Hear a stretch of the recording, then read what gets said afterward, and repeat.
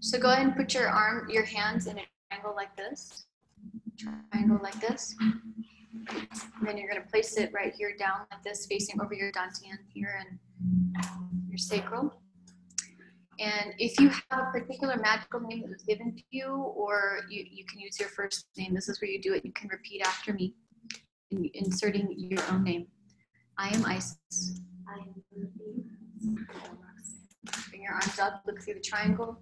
I call upon my highest self. I call upon my highest self.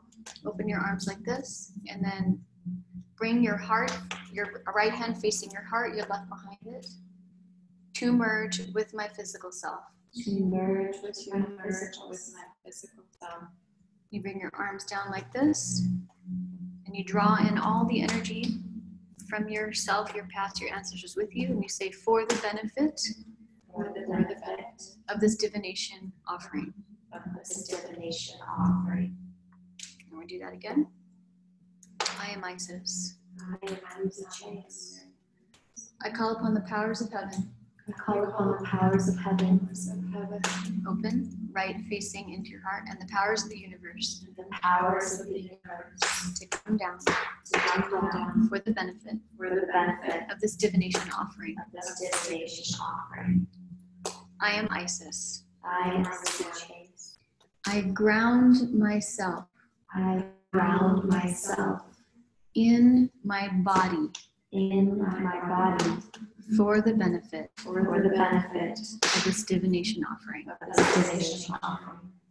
And this is the sign of respect that we learned last couple of days. So we just acknowledge each and every one of us, respect each other that way. Okay, so that particular ritual practice, you can insert any words that are beneficial for you. If you are going to call upon, we spoke a lot in the last class yesterday and the class before that. If you are going to call upon your ancestors or your allies, it's really important that you clarify your benevolent ancestors and allies. That when you start to open up a ritual circle like this, and next week we're going to get into how to create magic circles, you want to really make sure that you're calling upon energies that are in alignment with your divine work. Really important. Another one that we talked about in the Art of Ritual on Tuesday, that we're going to go into on Tuesday next week, is learning how to acknowledge the directions, but not just the classic directions, which would be east, south, west, and north. One of my teachers, Marza Malar, specifically speaks about how we need to work with cross quarters. So next week, we're going to do that, as well as learning how the art of sigil crafts, so we can learn how to make symbols and sigils that we project in. Because what I'm introducing here today is this class, which is the Art of Divination, is basically a very large sigil that is the cosmological map of the universe. And so I'm going to hold this one up, and we're going to look at it real close. This is an oracle. Sonia has some sort of video, but we'll do it in a second, Sonia. This is an oracle divination board that is essentially a very, very large sigil that is a cosmological map of the universe. And this board, the vision of this board was given to me in 2004 from this crystal ball. And so this is where we start to learn about oracular work, where we learned from this is a sister actually to the original crystal ball, who's moving through this ball now, how to build a relationship with oracular consciousness through different mediums of divination, one of them being this oracle crystal ball. So this divination board was given as a vision from this crystal ball through the art of divining. And we'll talk about divining in a second. This crystal ball receives information that communicates to me through Nefertiti. And so this is where we start to learn about how information and instruction is passed and given. And obviously, as within, so without. So as we go internally, like I've been talking for the last 2 classes, as within, so without, as we go into the microcosmic inner cosmological map of the universe, it's in this body temple. We are tapping into and connecting to the macrocosmic cosmological universe that's everywhere in the physical realm and the multiple dimensions, moving forward and backward in all directions. So divination there are many forms of divination. I feel like maybe one of the most popular ones, and I'm sure each and every one of us on this call have worked with, is tarot.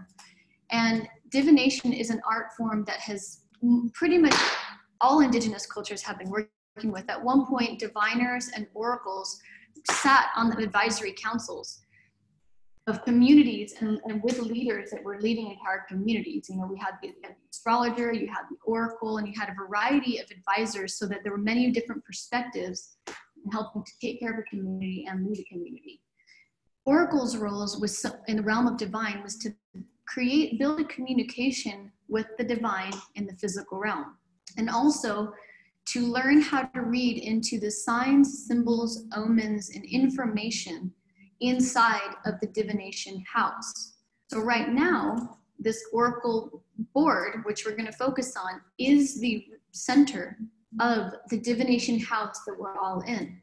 So as we're learning about this board and how to read it, we're also learning how to tune into the information, the signs, symbols, and omens that we receive internally and externally in the environment around us.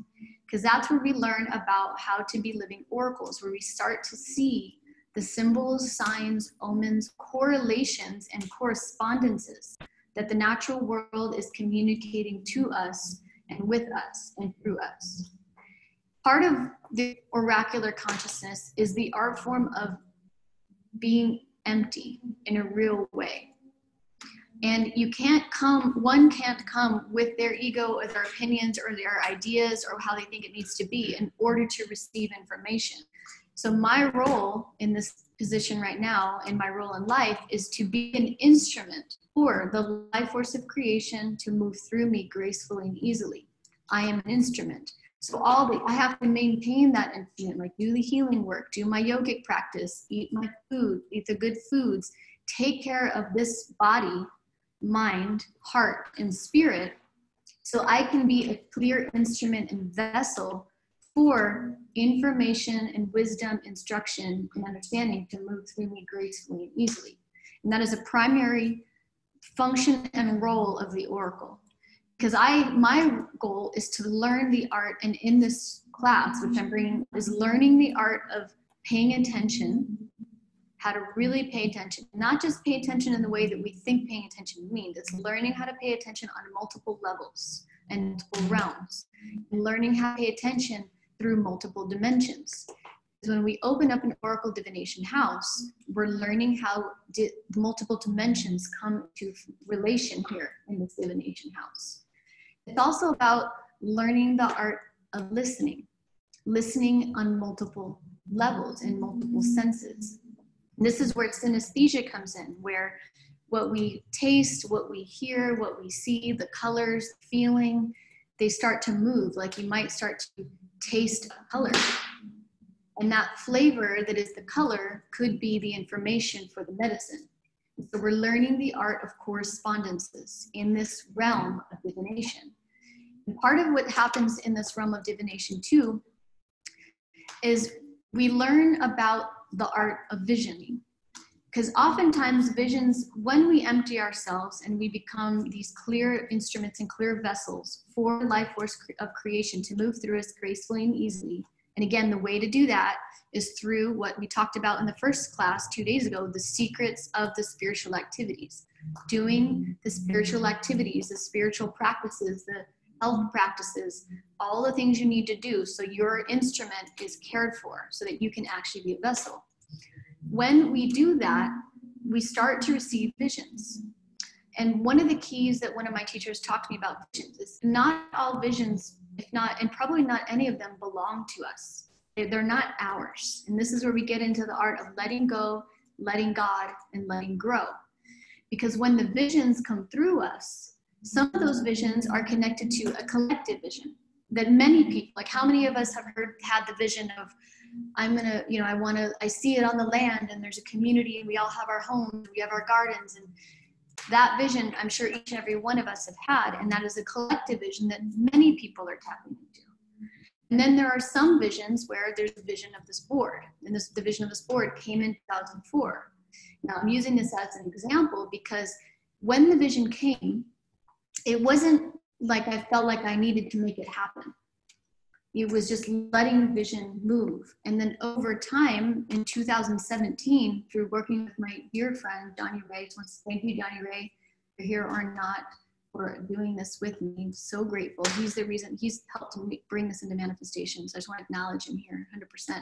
All blessings to you, Johnny Ray. Everything for you. I love you so much. God bless you, Bali. So when the manifestation of this board came, it wasn't until 2017. And then it came like really fast. It was almost like the spirit was like boom, boom, boom, boom, boom, boom. And then all of a sudden it was there. But it took 13 years for it to reveal itself. And it wasn't based on my ego or my need to see it manifest. It was like it took care of itself. And I'm just a steward for its presence. And that is how sometimes visions work. And that's very much connected to oracular consciousness, because when we enter these fields of the divination house, we start to see visions and symbols and signs and omens and correlations and correspondences. And that is information on what is of service and what is of benefit to the situation.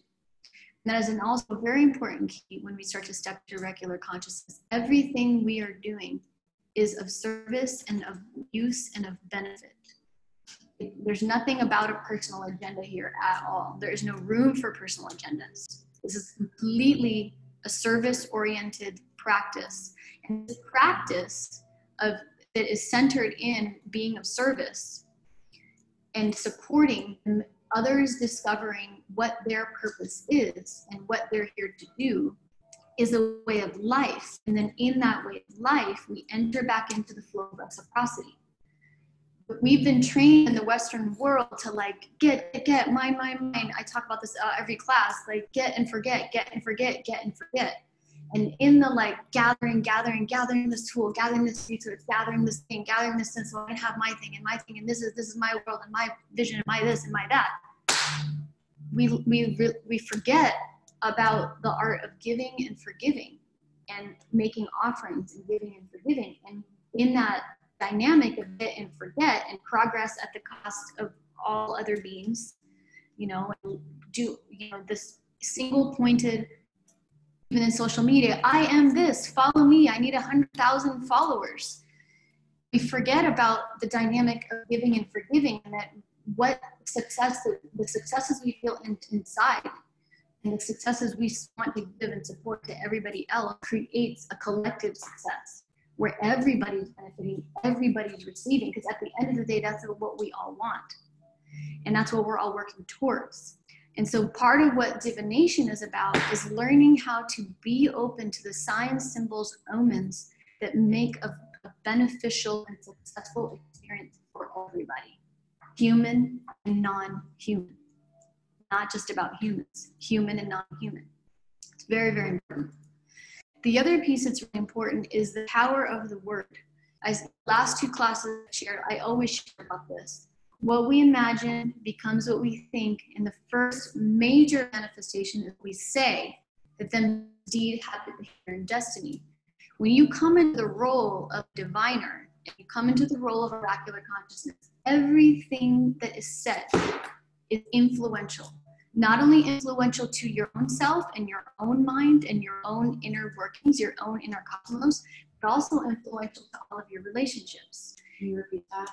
Imagine things happen. What we imagine that becomes thoughts, becomes word, deed, habit, behavior, destiny. It's easier to create things, it's harder to clean up messes that you did. Oftentimes, messes that were made take twice or 3 times as long as the time it took to create it in the first place. So part of our learning in this forever, our whole life, is to tune our instruments so that we can be clear vessels. And in that clear vessel, using the power of Heka, which we spoke yesterday in Egyptian cosmology, Egyptian magic, which is the power of the word, where how everything we say sends a rippling effect. Every single thing we say sends a rippling effect into our own consciousness and into the web of creation and human, non-human relationships.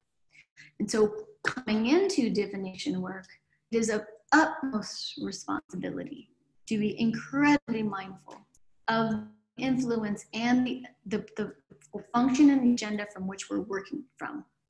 So the function where we're working from with this board is for everything that comes forward to be of benefit and use to make the beauty we want to see in the world. Benefit and use, where we can sit inside and study all day long and learn all these things, but part of it is learning how we can be of use and bring these spiritual technologies into a physical practice that's our day-to-day activities that we do all day, every day.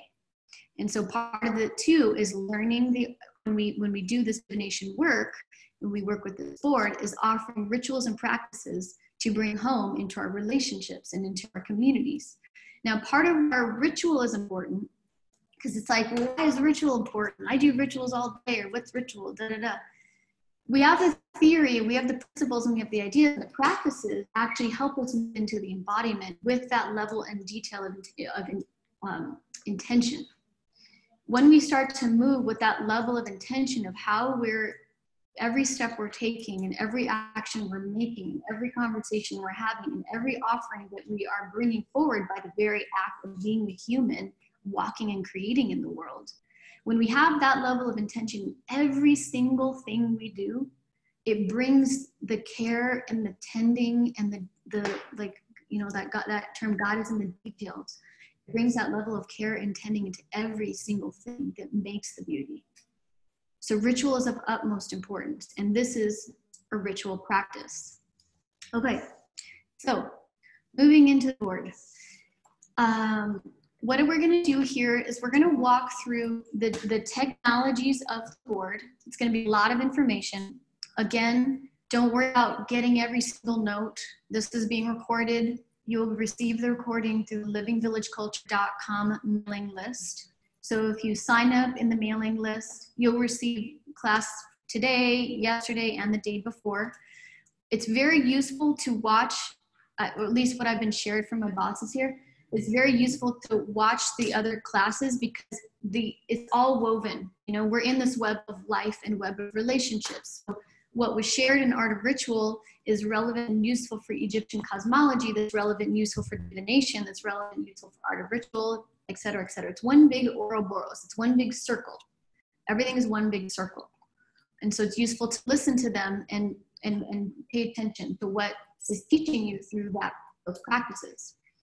Now, something I also want to be clear about as we're getting deeper into the board, this is not me, this is not mine. This is the Oracle's technology, and I'm a vessel for her. I just want to be very, very clear about that. And some of what is said is from her. And that is a really important note for oracular divination technologies. In order to actually be a clear oracle, one has to step out of the way completely. It cannot be one's personality, one's agenda, one's wishes, or one's need to be seen in any way, shape, or form. It's completely about being out of the way so the information can flow through gracefully and easily. That is a very important key for divination. We become instruments and vessels for one could refer to as the Akashic Records. I'm sure many of the people in this room have heard of the Akashic Records. The Akashic Records could either be the wisdom in the water that's stored in your body, because information never leaves water. Water is the carrier of the wisdom of the world. Water is constantly cycling. It never leaves and never goes away. And so information of the wisdom of the world is stored in the water that we drink and the water in our bodies. So some can refer to that as the Akashic Records. Another idea of where are the, quote, Akashic Records, where's all this information coming from? Some say it's under the Sphinx, its actual physical place and multidimensional environment under the Sphinx in Egypt. Some others say that it's coming from the cosmos. Some others say it's coming from the abyss. The key with the Akashic Records is we're opening up a field where information reveals itself. And that is learning about how to pay attention and listen and notice what is revealing itself. My job is to pay attention to what is revealing itself. Like the way that fire made that sound when I said that is the fire revealing itself and communicating how we're learning how to pay attention to what reveals itself. So it's learning about how the elements of creation, most physical or more subtle, are talking to you. So listening and paying attention is the key. Listening and paying attention, completely empty. So a practice you can do to empty yourself is the same practice that we did in the beginning. You know, I am Isis.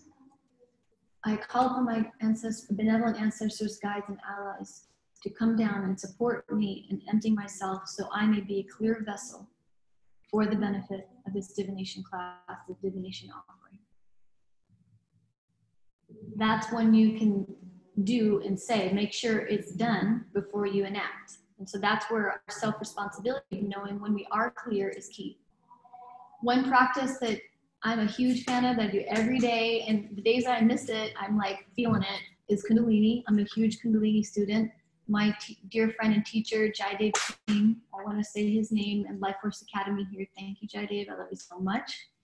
And he makes Kundalini very accessible. You can go to Life Force Academy and you can pay like, I think it's like $1 for 14-day trial period. I mean, it's very accessible. It's a very powerful technology to clear the subconscious, because you really want to clear your subconscious. Get all that moving and freed up so that you can be clear. Okay, so moving forward, we're going to go into the board. I'm going to place this, show this again. I've been showing this the last 2 days, the Tree of Life.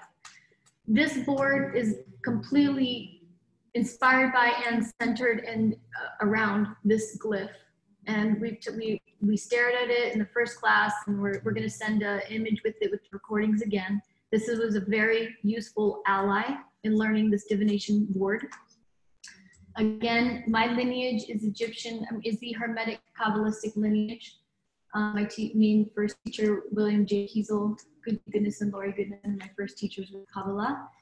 I'm not a Jewish mystic. I just want to be very clear about that. So the information that comes through is coming from the Hermetic tradition.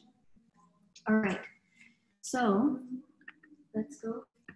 Should we look at the board now? Yeah. Okay. All right.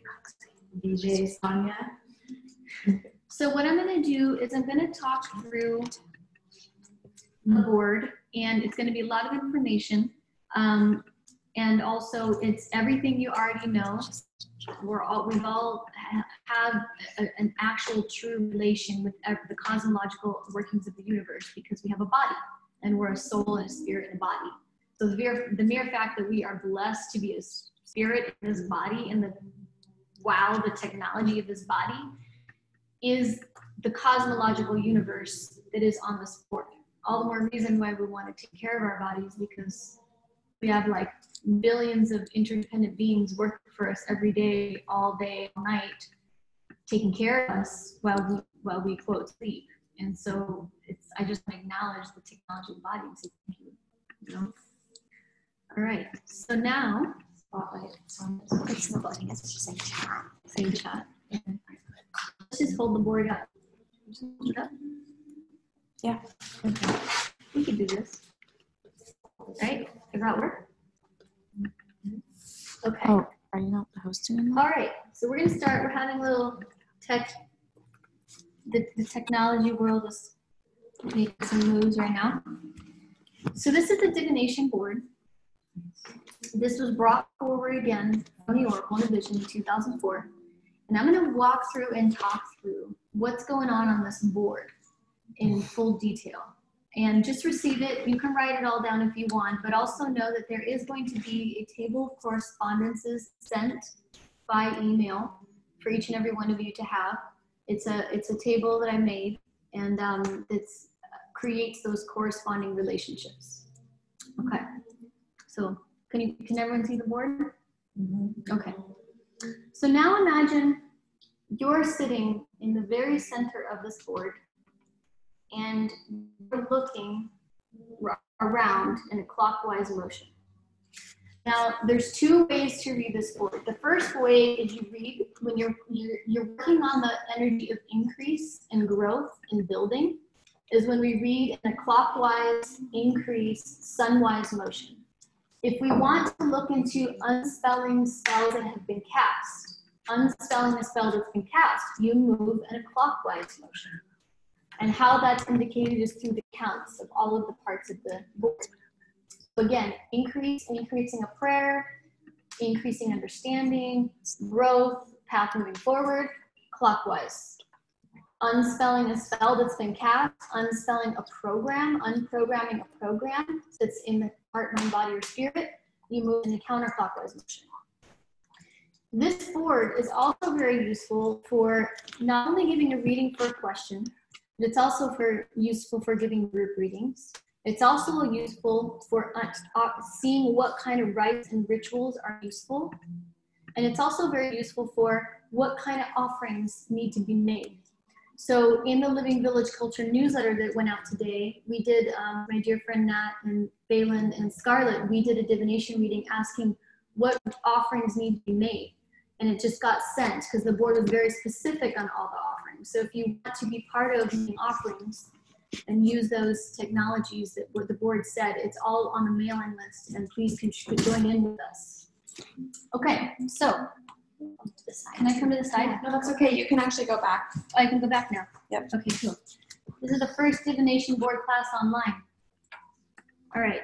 So it's on here now? Yep. Okay. You'll see it in a moment. Okay. Oh, perfect. There we go. All right. So I'm going to introduce Lilith here. She's one of my best friends. This is Lilith. She's here. She's my buddy. She represents all of the women that have been forgotten, that have been stoned and dethroned, cast aside, thrown off cliffs, killed for doing the magical workings. She represents those forgotten ones.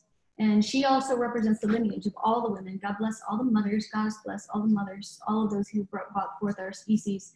She represents all of the lineage of all the women, all the life givers that have brought forth our species. And she also represents the mystery, the oracle herself. She's the main lead of the board. Okay, so in the center of the board, we have planet Earth. Planet Earth has a compass. And in the compass, you have 4 directions and cross borders. This is the only place in the board, I think I should lift it a little bit. I can zoom in on it too. You can go back to me. Oh yeah, okay, let's zoom on it. This is the only place in the app board where you see the timeline of planet Earth.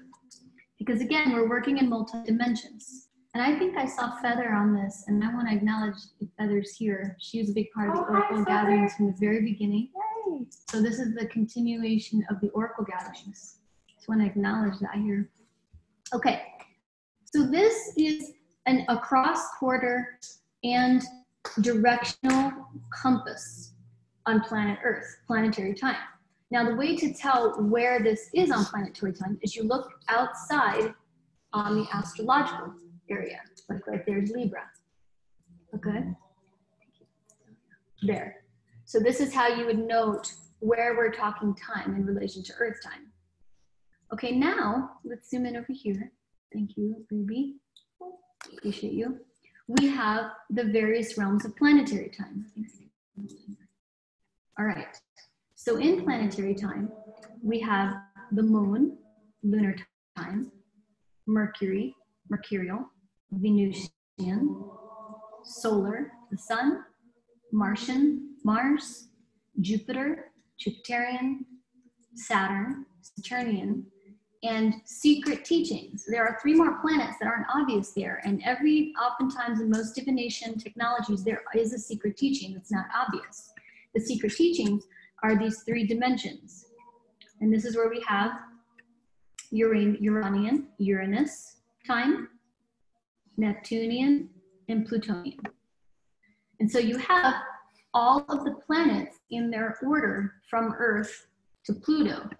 And so you have earthly timelines, and then you have all of these other timelines that open up oracular consciousness to work within, okay? Next on this board, we have lightning and serpent. Now these are 2 different ways information or rituals would be cared for. Lightning is when, kind of like that lightning strike, from the unmanifest to the manifest, how information comes through very quickly. In the context of a divination reading, it would be like, this is me, you don't need to take too long on this. It's happening very fast. Let it come through. The other one is the serpent path. And the serpent path goes from the physical to the most, from the most manifest to the unmanifest, physical to the spirit realm. And so this often indicates take your time, slow down, no rush. There's a shedding going on. Let yourself shed and release what needs to be. Okay? Then we have these triangular dimensions. I think it's still moving. If you look close, you see all these triangles. There's 4 of these, and they represent 4 elemental worlds. 4 elemental worlds that associate 4 elemental bodies. So again, if you're looking from the inside, you're looking clockwise. Triangle pointing down is the water realm, which is the emotional body. The triangle with a cross pointing up is the mind. The triangle pointing up is the spirit, fire. So this one's, sorry, the mind is air, spirit and fire. And then the triangle pointing down with the cross is the earth, the physical body. So that's when you start to look into emotional body, physical body, spiritual body, and mental body in the context of divination. And that is in the Uranian timeline. So the next outer sphere, we have all of these solar rays. Now, all of these solar rays have a very specific number. There are 32 of them. 32 rays that associate with the 10 spheres on the tree of life. Let me do this one. Spheres on the tree of life. 1, 2, 3, 4, 5, 6, 7, 8, 9, 10, not the 11th. This is the abyss, so not this one, just the 10th. And then all of the pathways in between these spheres, which are the major arcana, the 22 archetypes of the major arcana, the tarot. So I'm sure everyone in this room, in this class, has had some relation and experience with the tarot. So that's where these 32 solar rays represent the 10 spheres of consciousness on the tree, and then the 22 tarot archetypes. And this is in the archetypal realm. Then we have what seemingly looks like the moon cycles. And it's a trick, because it kind of is, but it's actually not. What's in these moon cycles are new archetypes. New archetypes that associate with, again, the tree of life. This is going to be a very, very, very useful tool over and over again. The more you get to know this glyph, and again, I'm going to start doing class series on this glyph, this blueprint, the more this particular board will make sense if you want to use with this board, work with this board, or get a reading with this board. Okay? So these represent the new archetypes. I'm going to go ahead and read them out loud, just so you have them. But in any table of correspondences, it'll be there, so don't worry about writing it all down. Instead, I would just recommend listening to them. The new archetypes are, with Eve and I came up with these, or not, the oracle told Eve and I actually.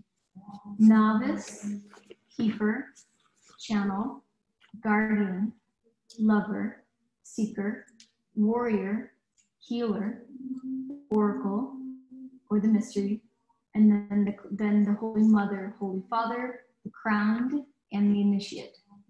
Those are the archetypes, the new archetypes. So we have the traditional 22 tarot, and then we have these new archetypes. So in that way, we're innovating the eternal divination. Part of our work is in a good way and in a very respectful and honorable way, support the innovative technologies that are coming forward from these ancient technologies. Again, not appropriating, but appreciating and caring for in a good way so the more new information can come forward. Isis, can you point to the archetypes on the board? And Yeah. then as, like, say the name. These ones? Yep. Okay, yep.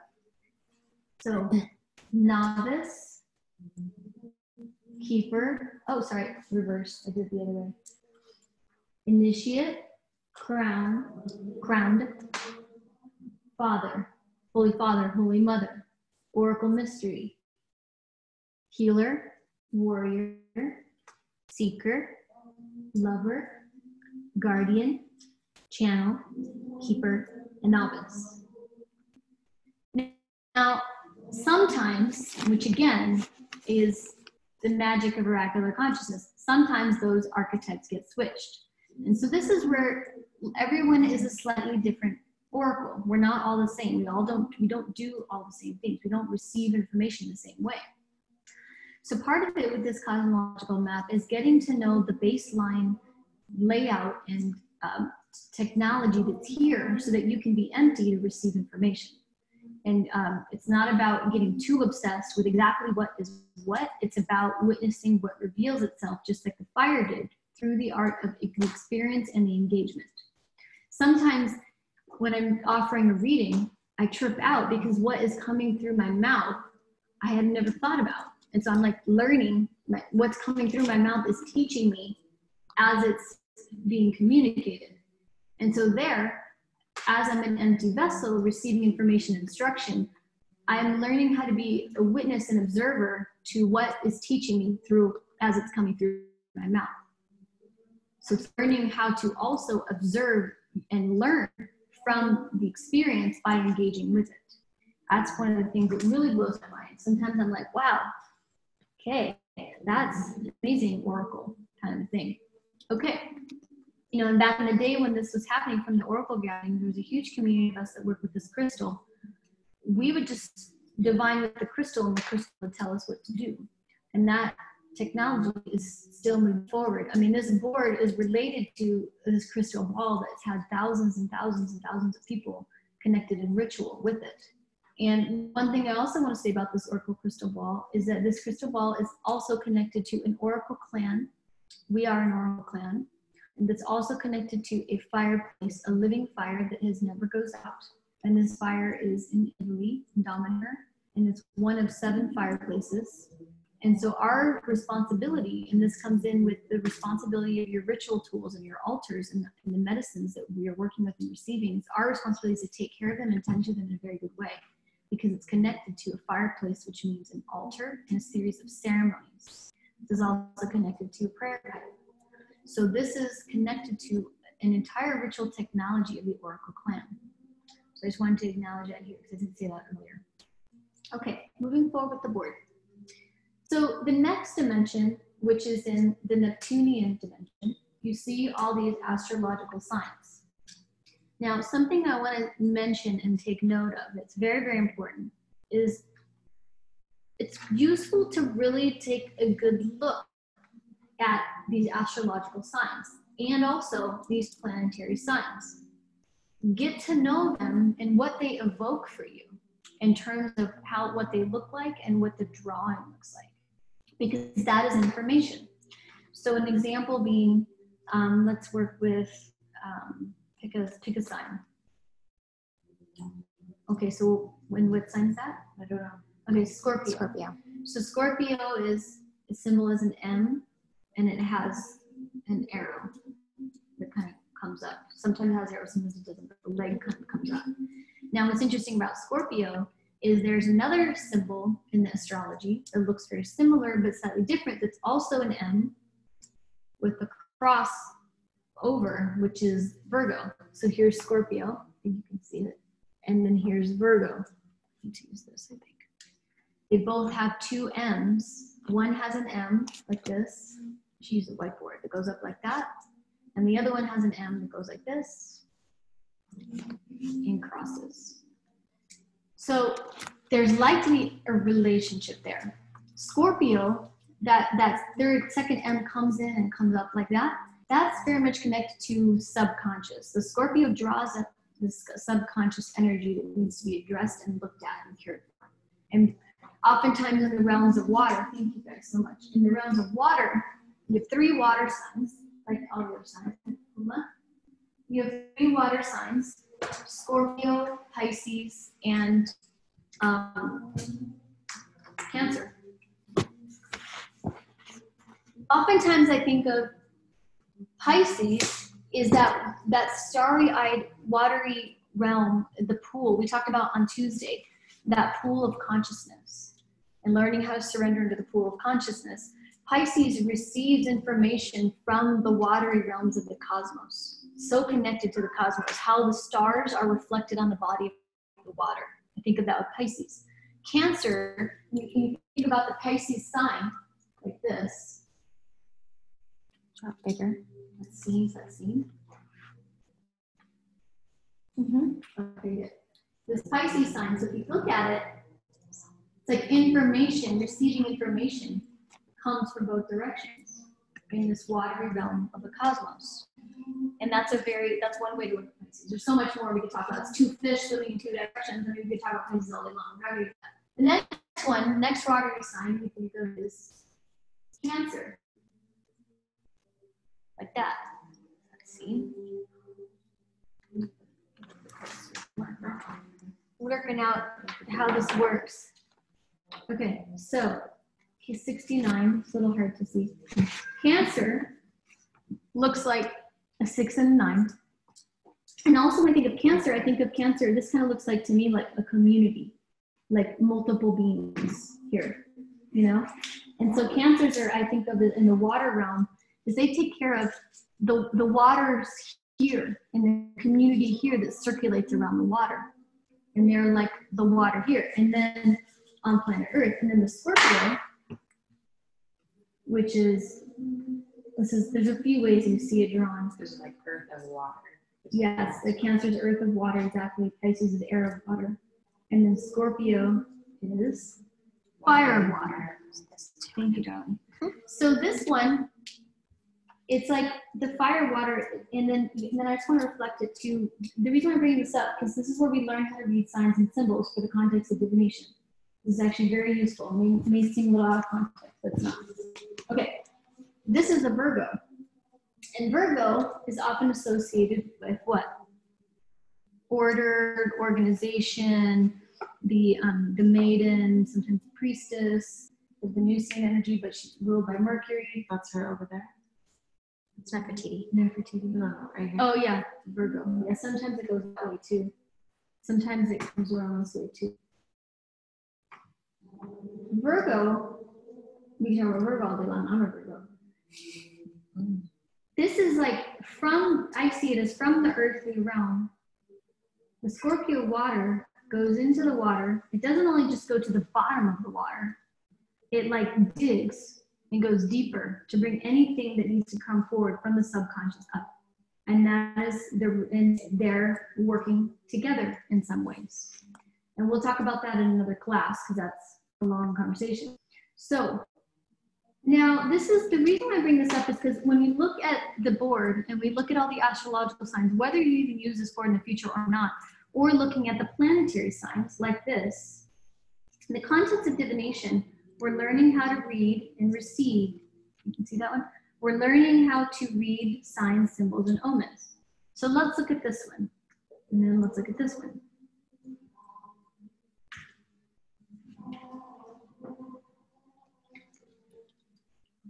Make it bigger.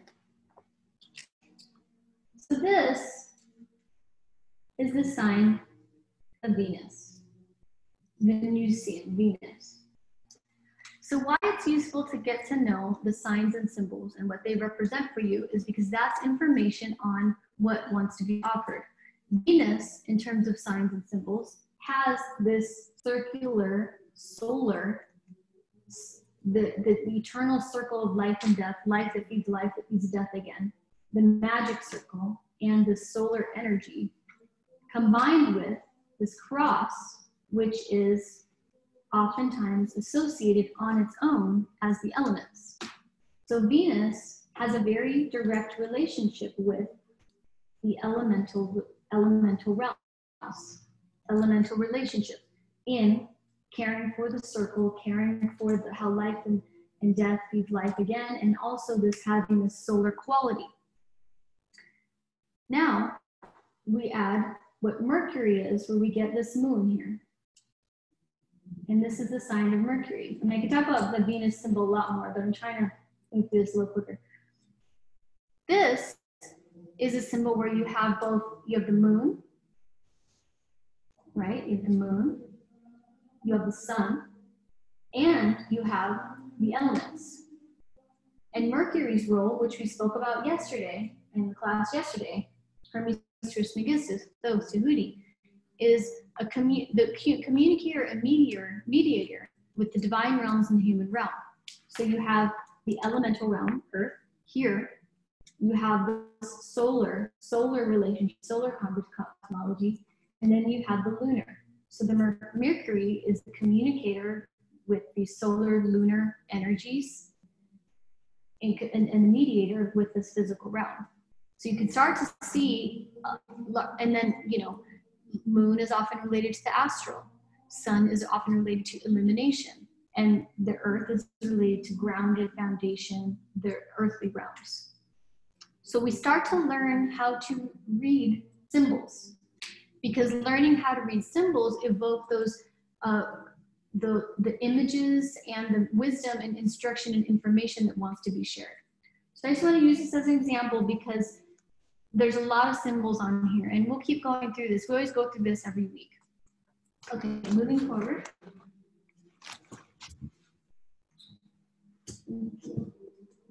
All right. There's 12 astrological zodiac signs. Yeah, 12 signs. Now, something that's also very important and useful to note, the astrological signs are on the outer ring of the board. The astrological signs are on the outer ring of the board. And again, earthly time is in the middle. And so when we start to toss, we'll be able to pay attention to this. When we toss and receive information from this board, of this part of the board, the earthly realm, but we know when and where is by what's on the outside, these astrological signs. So we'll get into that in a second. Otherwise, these astrological signs indicate larger timelines and larger cycles because they're all stars. You know, this Taurus star is also a Taurus sphere. And this is very useful to think about, not only in terms of larger timelines, but also when we start to get into constellations and star relationships and lineages. As I spoke about yesterday and the day before, each and every one of us came through to planet Earth to inhabit a body with a specific design, whether it's your astrological design or human design or whatever system you like, with a specific design that has a specific function and purpose and a specific purpose to fulfill in this life. And in the Egyptian cosmology, we come through these larger cosmological portals, such as the Taurus sphere.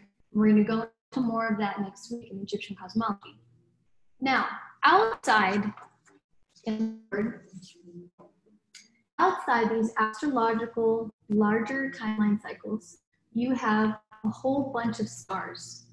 And these represent the net of stars, all of the star relationships, all the star beings, all the star souls, the divine sparks, that from which we come from and those and where we return to.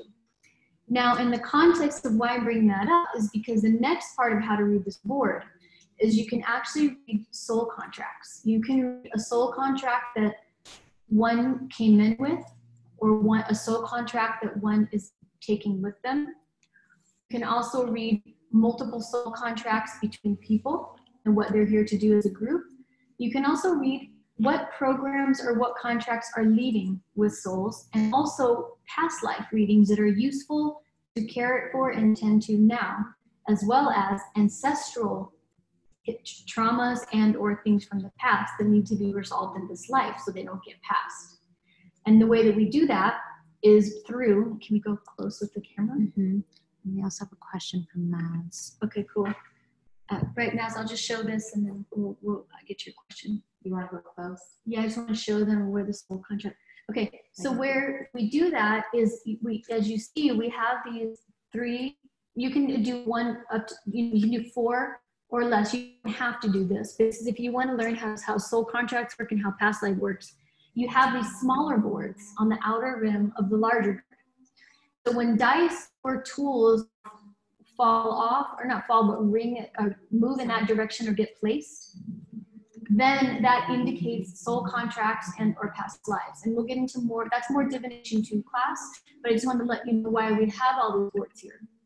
Why we also have all these boards here too, is if you'll notice, there are ritual tools aligned on these boards. Now, they're not there just because they look pretty. They're there for a very specific function reason, because this indicates what is useful ritually for the reading. Such as, let's say there's a question and the board reveals a rite that's connected to the fire and an offering that needs to be made in fire, or a water prayer that needs to be made, and or an offering to the earth, or like a crystal that would be very useful, and or these are medicine, a medicine that would be very useful. All of these tools and placement are helpful for the rituals and how to take care of things. So you don't just walk away with a bunch of information.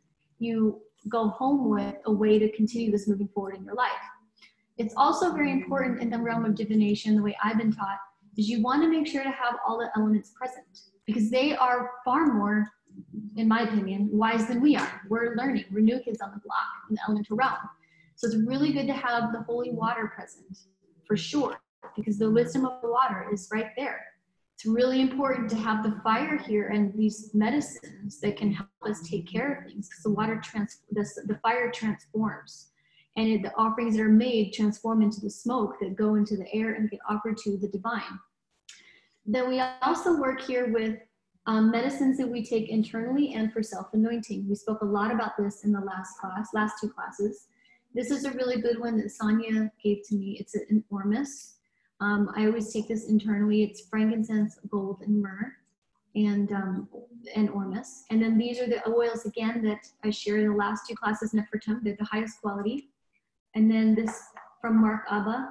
And then Marza made this blue lotus vibrational medicine. So we work with these medicines to attune us so we can tap into these divining realms. Very, very important, because again, we're working with the plant kingdom. It's very important again and again to know where your medicines came from, know who harvested them, where they grew, know why it was grown, what level of intention and care is inside of the medicine that you are putting in your body. It's very, very important. And as far as I'm concerned, the only medicines I put into my body in relationship to divination specifically are ones where I know the whole step of how it got to the blessing of how I'm receiving it right now and where it came from. Okay. Then we have, obviously, the crystal ball. Now, for those of you that are the Oracle clan, like Maz is here, we always connect the crystal ball that is the Oracle crystal ball to those crystal balls. So if you are interested in learning the art of divination in this particular form, there are rituals and initiations that must be passed. It's not something where you can just like buy the board and know what to do. Again, this is the crystal ball. We love you so much. My goodness, thank you for the Oracle. You can't just, you can buy a board and sure, we'll sell it to you, but the wisdom and the technology and the medicine of it will not come through you unless you're past energetically the initiation for it. It's very important. And actually, I'm realizing more and more that people are using the boards without knowing all the secret teachings, because there are secret teachings in this board that aren't obvious. You can't see it with the naked eye. So I just wanted to say that. Okay, moving forward, now we have the tools. These are all the ritual tools we use for divining. And you can technically use any tool you want, as long as you know why you're using the tool, what it's for, and how it's of service to the overall reading in this context of this divination board. Now, one thing I want to speak to is you don't need any of this stuff. There are many other ways to divine. This is a particular divination technology that came from this crystal ball, that came from Nefertiti that we work with. So I just want to be clear about that. And but this one seems to be very useful and very detailed. So I just wanted to honor that and say that moving forward. Okay, so now we're going to talk about tools. Before we talk about tools one more time, let's just acknowledge Nefertiti. She's the queen. This is all the instructions are coming from her. So this is the deity that we are working with from the other side. It's good to know who you're working with. It's It's very, very important. You want to know who you're receiving information from. Even if it's who you're receiving information from their intuitive Akashic records inside your body, there is still a relationship happening. Okay. The rainbow eye. Rainbow eye. Okay. No, so there's a question. Maz had a question. Maz had a question. Yeah. Okay. So Maz actually had a question about the inside earthly realms. Mhm. Let me go back to her question. Sorry, Maz, I went on a little rant there. She said, what about the inner earth ring and the directions related to the Celtic wheel / seasons? Yes, thank you. So this is a Celtic, in the Celtic traditions, there are eight ceremonies that are related to the wheel. There's the equinoxes and solstices, and then there are the cross quarters in between them, like Beltane, Imbolc, Samhain, and Lughnasadh. What's very, and I'm glad you brought that up, Maz, what's very useful and important for that is then it helps us align with what's happening in these cosmological cycles on planet Earth, like today. It's not technically spring, today is spring equinox, correct? Mm-hmm. Yes, that's why we're doing the spring equinox ritual tonight. Today is spring equinox, and today is the day of Jupiter. So it's a very powerful day to expand our awareness and our consciousness and evoke the benevolent leadership in each and every one of us. It's also a day to really make offerings of beauty that come from far away. So I just want to say that in the context of potential ritual tonight, which we're going to do that. So today, on spring equinox, we are going to be doing a divination tonight at 8:30. That is going to be the offering ritual. You're welcome to join. And I forgot to mention, so thank you, Maz. So moving back to the center compass, this can help indicate when to do rites at what time of the year. So depending on in the compass, there's the arrows. The arrows indicate, if you look on the other side, solstices and equinoxes, over here. And then the ones that aren't arrows that are sort of have in the wheel, they indicate cross quarters. Now, why we're going to next week on Tuesday go over calling in the directions, but the other directions is because Marza got a very clear message prophetically. We need to start working with the cross quarters more. The other thing about this is in the center of that compass is an eye. And the eye represents, similar to what I talked about yesterday, remember with Ma'at and the eye of Ra, the all-seeing eye and the willingness to look inside to allow information to reveal itself through you.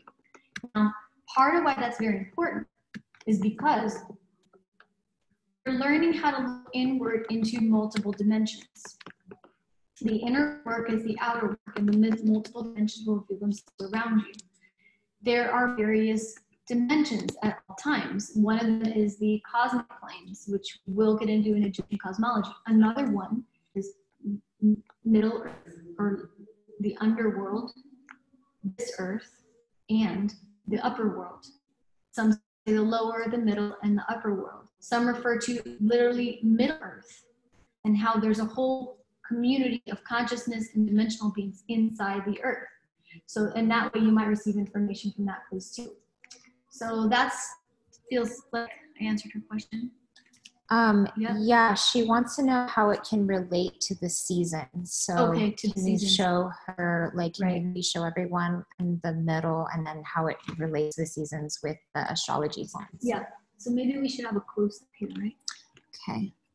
It's a little hard to show it with. Mm-hmm. I assume we're going to get a good photograph on the board, and then you can look at it like this. I have it. I just have to put it up on this. I can put it up on this. Let me know when you're ready, Roxy. Okay, so seasons. The inner part of the board is the earthly realm and the inner compass. The outer ring of the board has all the astrological signs, and that's where you can see into seasons. Let's talk about the season. What season are we in right now? Today is spring. Officially spring.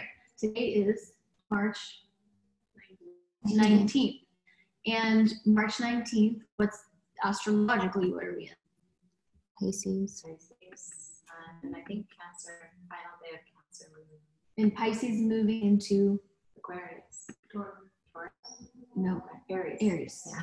So that seasonally, the beginning of spring is today, which is March 19th, through what's the next solstice? Summer. Which is June June 21st. So that is a season, the spring season. The moment of spring equinox changes into summer solstice, which is around June 19th, 21st, 22nd. So that's a season. Astrologically, inside of that timeline, we have the end of Pisces, really the beginning of Aries, then what? Taurus, Gemini, to Gemini. So seasonally, that's that timeline, Mass, where we have, and she knows this, and she's asking for everybody, which is great. I'm grateful for her for that. So let's look at it in the context over here. So this arrow right here, it's lined up with all these planets. If you look on the other side where it points to, which is out here, you have Pisces, Aries, Taurus, and Gemini. That is this is the spring season. And then you look at the other arrow here, and also real quick noticing, there's in between these two arrows, you have this open gate, and that's the cross quarter in the Celtic wheel. And then you have this arrow, and it comes out to Gemini, falling into Cancer, Leo, Virgo. And this is where we get into fall equinox, which is right around here. So that's this transition from summer to fall. And so the key of once we start rolling dice and looking at tools in relation, it'll help indicate how that works in the context of a reading. And also in the context of when to do a ritual at what time. Oftentimes too, these planets you see, Moon, Mercury, Venus, Sun, Mars, Jupiter, Saturn, and then the secret ones are Uranus, Neptune, Pluto. These are all related to days of the week. So sometimes a ritual can be indicated through the divination board what offerings to make on what day of the week. Today is Jupiter. So if you look at this sign here, Jupiter, depending on the context of the question and what's indicated in the reading, it might say on Jupiter, you need to do this ritual and make this offering. So it can go into the timeline of the year, and it can also go into timelines of what day of the week. It can be very, very specific like that. Okay. And Melissa has another, Yeah. or Missy has another question. Sure. Equinox. What about the seasonal for the other side of the globe? How do we align if we go into autumn? You would, if you're doing a reading from that side of the globe, you would then utilize the timelines and associate them to your seasons. Does that make sense, Missy? Does that make sense to her? You would align them to your seasons. So I'm speaking in the seasons up here. Yep. Okay, cool. Someone asked if it's following Vedic or Western astrology.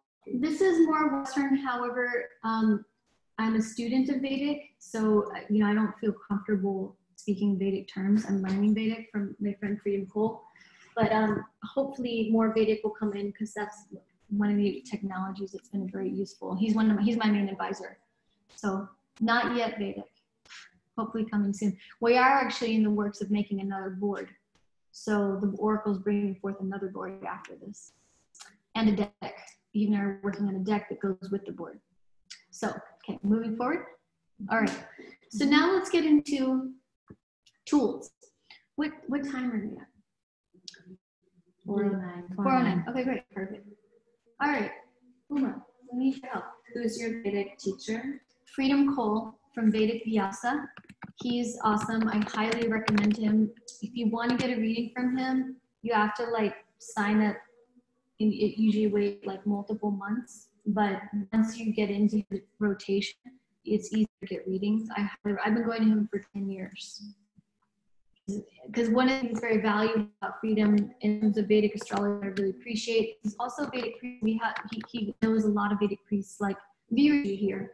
So if there's some energy that we want to take care of and support in terms of growth and transformation, he can support in that way too, offering rituals and practices. Okay, moving forward. So we're going to move into tool now.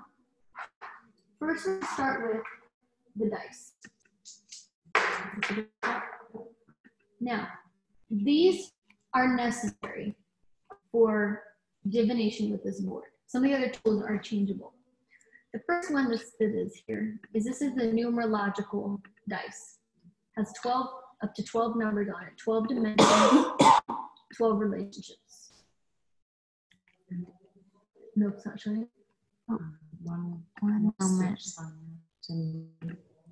Okay. All right.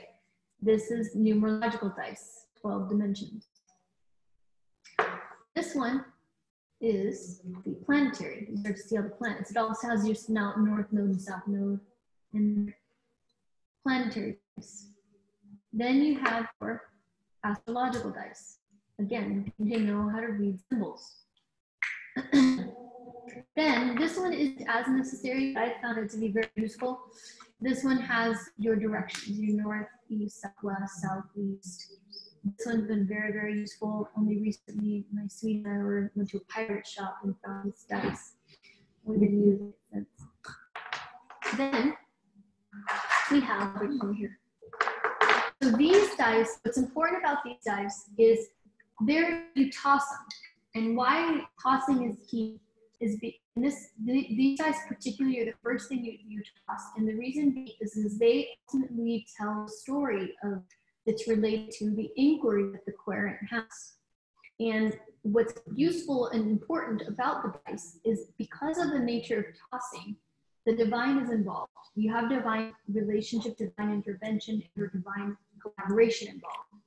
No part of the ego can decide what the story is. You maybe have an idea of what story you want to hold, but ultimately through the art of tossing, it is mysterious what revealed in the story. Then from there, we go in this order. We have the black tourmaline. Now, this is where you can work with different crystals as long as you know what they're for and how to use them and what they represent. This black tourmaline is anything that needs to be healed, tended to, cleaned up, or cared for is what we would use this black tourmaline for. The next one is this ruby. What is the prosperous perspective on the current situation? What the ruby's for. What is the prosperous perspective on the current situation? This next one, Lemurian. What is the path moving forward to this current situation? The next one. This is an ancestor. You see that? It's got a skull. Are there some words of wisdom or anything the ancestors want to speak at this time? Then we have the key. What is the key to unlock any questions of the key to this entire scenario that we want to look at? Then we have, you don't have to use all these things, but this is what I use. We have Sekhmet. She's very useful for this time. We've been speaking about her a lot yesterday and the day before. What do we need to stand up for, or what courage is being asked for to face this inquiry or face our life? And then Lilith, it's very important to have a Lilith. It can be anything. It doesn't have to be this particular tool. What are we not looking at? What is unseen that we need to pay attention to is what Lilith is about. What are we not paying attention to that we need to see? So these are the tools that we work with. Can you remind us what the turquoise looking stone was? I think the ancestor stone. Oh yeah, this is the ancestor stone. What are our ancestors? This is a skull. Are there any voices or any information, instructions coming from our ancestors at this time? Really the querent ancestors, not yours particularly, but the querents. All right, so those are our tools. All right, so now, are there any questions before we move on? Nope. Okay, cool. I have a question. Is that written on the chart, like what tools you recommend? No, that's a great thing. All right, okay, great. Thank you, Ruby. All right, so now what we're going to do is I'm going to go pee while Roxy is going to roll. And now how she's gonna, so her and Sonia are gonna talk through how rolling works, because I really have to pee, I can't hold anymore. So now one of the most important things to do is when a querent comes for a reading, pay attention to the moment they step into the room or the energy that you have that day right before the reading. The first words that are exchanged, the feeling in the room. Is there a lot of activity? Did the person come in like, oh my God, sorry, I'm late? Or like, did they come in like very calm and relaxed? Or did like one reading I gave, like a tree fell down in front of her on her way to the reading. Or like she did not in front of her, but it fell down when she was trying to get there was a blockage.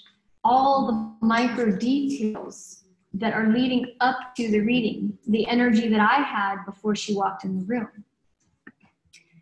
Pay attention, because the actual divination house is opened in a real way the moment that the querent comes into the room. Now, one of the things that I do before every reading is I ground myself, I call on my higher self, I cleanse myself, usually with sage or copal. Again, if you don't have sage or copal, any medicine that supports you in that way. I lay the altar down. I make sure to take some time before they arrive so they can arrive to a very relaxing, comfortable environment. And then I, right when the querent comes in and sits down, whatever they say, I take note of. Whatever happens in the room at that moment, I take note. Whatever altar items come to the table, I take note of. Because sometimes new tools will come in. Oftentimes if a querent comes in and they want to bring a tool to the altar, it's the job of the diviner to be very clear if that tool is a good idea for this particular ceremony or not. Because sometimes if the tool comes in and your immediate hit is like, I don't know if that's the best idea, it's probably because that's part of the dynamic that is being navigated through the reading. So part of us our work again is to tune our bodies, take care of ourselves, eat good food, get good sleep, purify ourselves, stay clear so that we can receive and feel information in a good way. So when the querent comes in, the first thing that we do is offer some sage or copal, clean themselves off. You don't need a lot. A little goes a long way. Always remember that, or what I like to remind is that sometimes in the Western world, we think we need a lot, like we need to burn an entire stick of sage. Like, it's not necessary. Think about how much time it took for that entire sage to grow, how long it took, or how much time it took and energy and resource it got for that sage stick to come to you. And also think about that we might be over harvesting sage, as an example. A little goes a long way. The medicines know what to do. And I feel like part of our learning right now, and as the spiritual technologies are becoming very popular and very in, and magic is cool because of probably Harry Potter and the Golden Compass, we need to be even more mindful of what we're using and how much we're using, because I think it's going overboard. And so I just felt like I needed to say that. A little goes a long way. Okay. So then when the querent comes and sits down, the first thing we want to do is clean ourselves off, sage oneself. Do you want us to do this while you go pee? Yes. Okay. And one more thing before I go pee, thank you, is then when the querent sits down, I make sure to invite them to anoint themselves.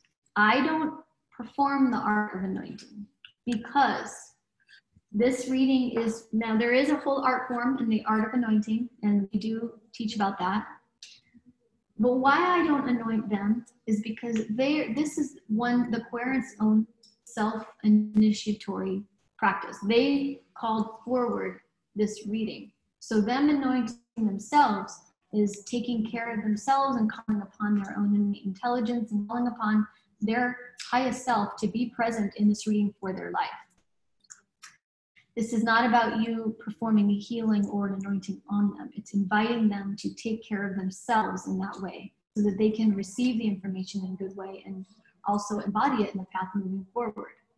Okay, thank you. I'm going to go to the bathroom. Sonia, do you want to do that one? I'll be right back. Yeah, I'm going to.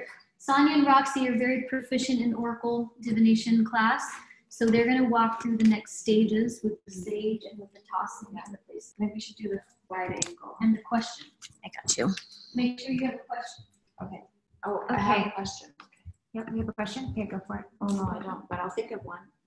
Okay, thanks for everyone for tuning in while I just raise pee. So it's really important that all of these tools, these divination tools, dice, Lilith, the crystals, all get cleaned off with the sage. Should I clean them off? Is the Yeah. correct? Okay. Roxy's gonna clean them off, and you wanna do it 4 times for each of the directions. And the order is really important too, because that is the order that you are gonna read the divination to the Aquarian. So the first order is the dice. So go ahead and stand up all the, Cleaned off really 4 times. Does it matter which dice goes first? So you want to do all the dice, and the beautiful thing about the directions. The beautiful thing about the dice is that with the Aquarian is that it is a divine tool. When the Aquarian rolls the dice can kind of just roll wherever it wants to. Unlike the crystals or Lilith and Sekhmet, they can actually place the divination tools where they'd like to. And I roll them all at the same time? Yeah, and one thing to note about the dice, sometimes pay attention to how the querent rolls the dice. Because if they roll the dice with a lot of strength or a lot of softness, that's also information. I always recommend to focus the dice like magnetism, like magnetic gravity towards the center, and see what happens. And then you want to ask, do you have a question? And then one of the things we say is you can say your question out loud. You can keep your question internal and quiet. You can also inquire for the group. And you can also inquire for a ritual and or offerings to be made. Oftentimes rituals and offerings are inevitably inside of it. Okay. Yeah. I'm going to ask, what is the message of this equinox?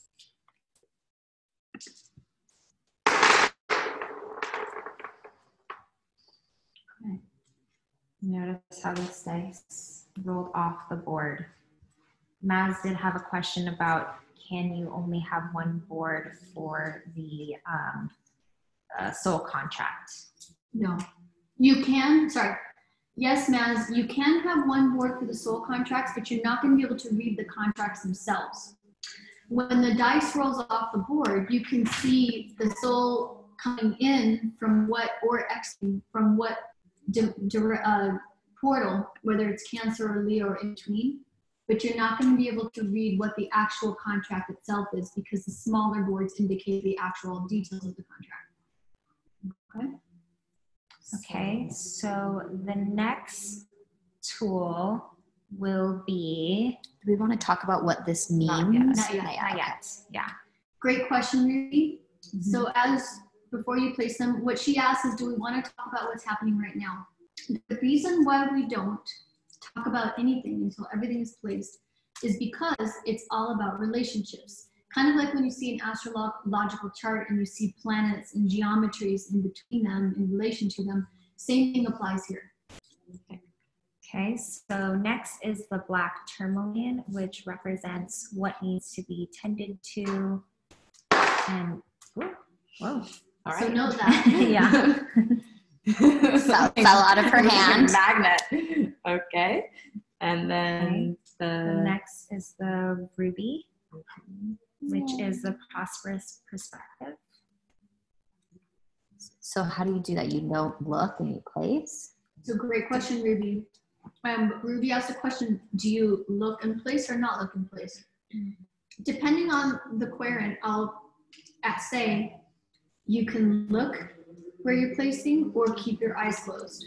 Sometimes I won't, and that is information. Like, is the querent consciously placing, looking around and then deciding where to go? And maybe are they like changing their mind on where to go? Or Are they closing their eyes and feeling where it needs to be placed? Or are they like super quick in placing? All the ways the querent works with the dice and works with the crystals and works with the tools is information for the reading. Okay. So next is the Lemurian crystal, which is the path moving forward.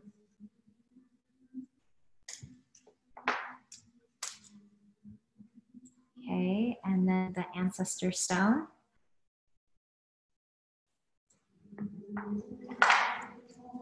Note that. So note that when she placed the ancestor stone, Sekhmet fell to her left. It's just like, that might be information. Okay. We have a question. What was the question? Are all what the tools mean going to be sent in an email? Good question. Ruby had a great idea that we're going to send the table of correspondences link, and in that link is going to have what all the tools represent and mean.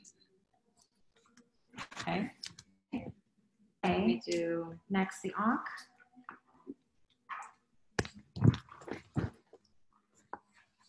Okay, then we have Sekhmet, which Sekhmet fell over twice. yeah, onto her left. Onto her left side twice. And then last but not least, we have our magnificent Lilith. And she is what wants to be seen.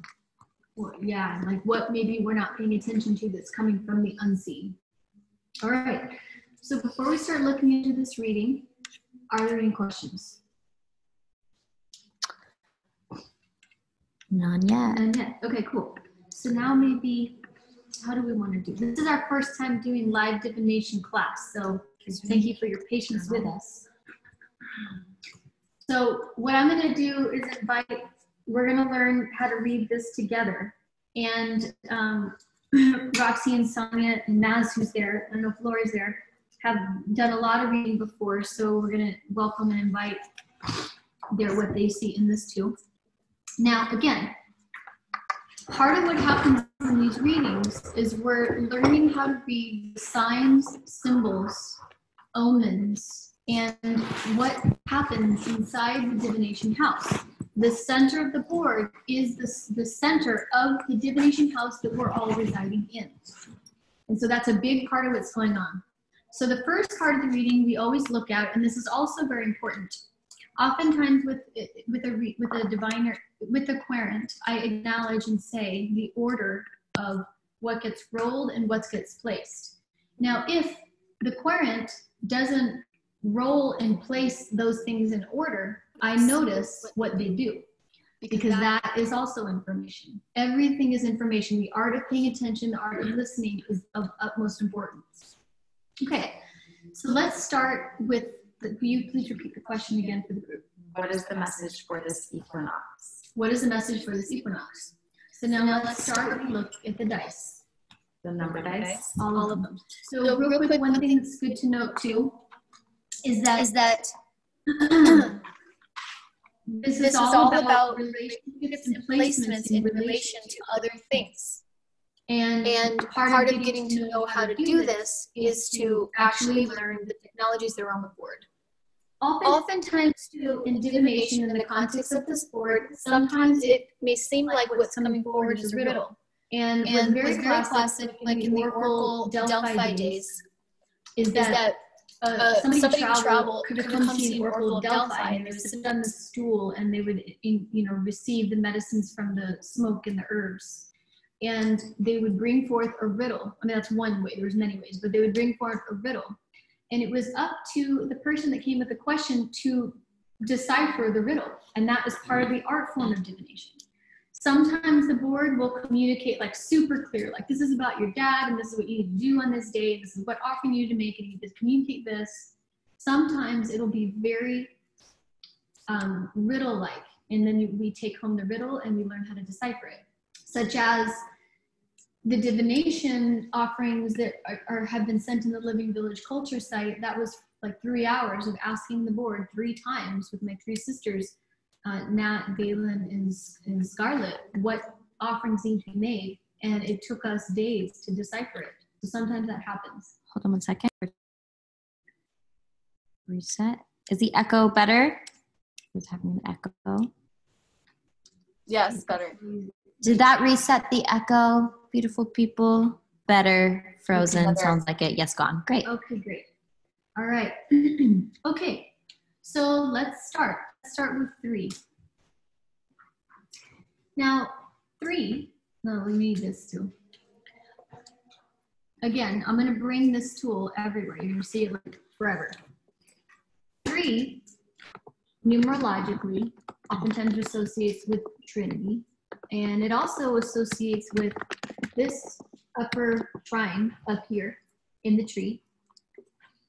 And 3, in terms of the context of Kabbalah, which again, this is so important to understanding Hermetic Kabbalah, to be able to read. And so we are going to offer the classes soon. 1, 2, 3. 3 is, what Roxy said, Bina. Bina is associated with The Holy Mother. Holy Mother, the Great Sea. Understanding. Now she's placed 3 off the board. Oops, I gotta be careful. Off the board, meaning soul information. She's not on the board. She's off the board. And if you look at the 3, does the 3 look like, what does it look like it's information leaving or coming in? Looks like that looks like Coming in. Coming in, because the 3 is coming in. Yeah. Yeah. So that means there is information coming in from the Holy Mother, the Great Sea, from these primordial waters of the cosmos. With this streaming in equinox, there's information coming in right now, particularly from the Holy Mother. So that way, remember in the very beginning, I spoke about Lilith and acknowledging the first mother where all of our entire species was birthed from. So perhaps making an offering to Lilith or tapping into the energy of the Holy Mother is a very useful thing to do for the spring equinox, tapping into our mothers. You know, mother means a lot of different things. So the life-giving energy that is the mother of the earth, the mother from the primordial waters that we come from or we return to, and our mothers themselves, okay? Now, the placement of it is in between 2 soul contracts. We have Nefertiti and the feather of Ma'at, which in the last 2 classes, we really have been going through the 42 ideals of Ma'at, and that is her feather, and the holy water that we are going to drink after the ceremony. So clearly, part of the ritual, which has been happening, which really is for me all the time anyways, but again, is the 42 ideals, or the feather of justice and truth of Ma'at, and the holy water. There's something there to pay attention to.